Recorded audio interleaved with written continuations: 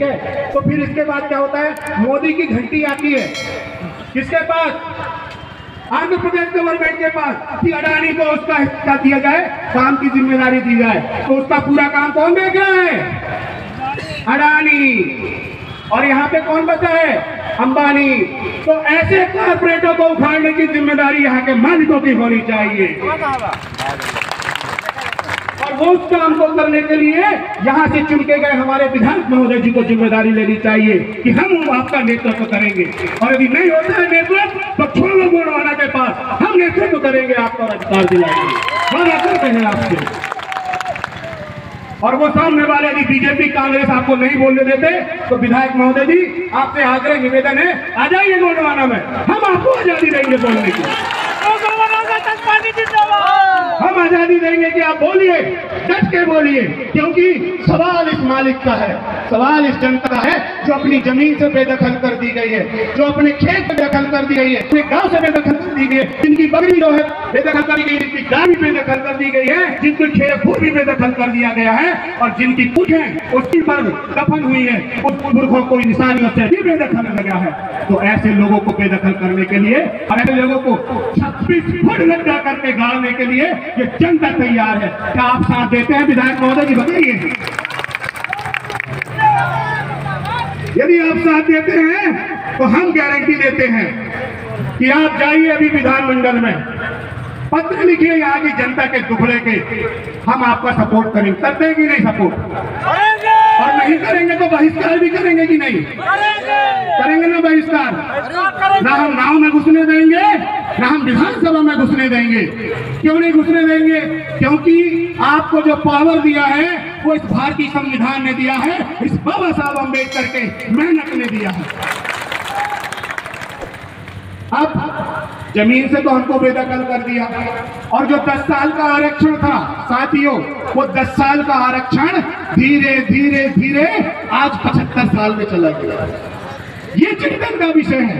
और आजादी के पहले बनाए गए बिरसा मुंडा के अधिनियम को लेकर यहाँ के लोगों को विस्थापित किया जाता है। मैंने देखा 1894 तो साहब प्रदेश अध्यक्ष महोदय जी, 1894 भू संपादन अधिनियम का हवाला देकर हमारी जमीन पर गौण खनिज संपदा से हमको विस्थापित किया जाता है। मैं बताता हूँ 1894 का अधिनियम क्या बोलता है। 1894 का अधिनियम बोलता है,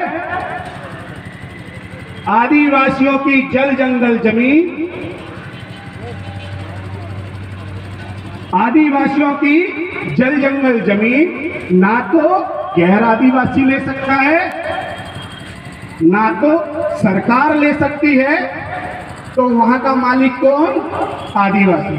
तो फिर आपकी कैसी हिम्मत हो गई कि 1894 का भू संपादन अधिनियम का हवाला देकर आप हमारी जमीन पर अडानी अंबानी को बताएं, ये गलत है, सरासर गलत। और इस पर सहयोग करने वाले कलेक्टर, एसडीएम और तहसीलदार और उनके साथ साथ विधायक सांसद भी गलत है, क्योंकि आपने संविधान के अधिनियम से हट के काम किया है। और सुप्रीम कोर्ट का एक और जजमेंट में बताता हूं, इस पे बोला है कि आदिवासी हितों की सुरक्षा हेतु राज्यपाल की अहम भूमिका। किसकी अहम भूमिका है, राज्यपाल की। जब राज्यपाल की अहम भूमिका है तो मंत्री मिनिस्टर हमारे क्षेत्र में क्या कर रहे हैं। सुप्रीम कोर्ट का आदेश मतलब सभी न्यायालय और वहां के सभी कर्मचारियों को उसका आदेश का परिपालन करना होता है। आपने नहीं किया। फिर एक और लिखा हुआ है, लाभ का 20% हिस्सा ग्राम स्थायी फंड में जमा करें। अब आप बताओ, लाभ का 20% हिस्सा जो मालिकाना हक होता है, जो रॉयल्टी होती है, जो आपसे जमीन ली गई, मुआवजा दिया गया, वो अलग। और उसके बाद जो आपकी जमीन से करोड़ों रुपए का माल निकाल रहे हैं, उसमें से 20% से 25% का हिस्सा इस पे लिखा है। सुप्रीम कोर्ट के जजमेंट में लिखा है 20 से 25% का हिस्सा। तो वो चाहिए आपको कि नहीं चाहिए? चाहिए। तो मुआवजा लेना बंद करो। एक सीधी बात, जमीन हमारी, मालिक हम, नौकर आप, उसमें से हिस्सा 25% हमारा। तो होगा कि नहीं करोड़पति? होगा। हुए कि नहीं करोड़पति? तो वो करोड़ रुपए लेने के लिए इतनी सी जनसंख्या की आवश्यकता नहीं है। कम से कम 1 लाख लोग यहाँ पे मेरी बातों को सुनते, तब हम लोग जो है उसको छीन के ला लेते। क्योंकि 1 लाख वोट से विधायक बनता है, 1 लाख वोट से सांसद भी बन जाता है, बाकी वोट तो कट जाते हैं।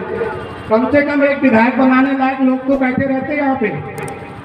तो फिर हम मुख्यमंत्री जी से अपना अधिकार छीन के ला लेते।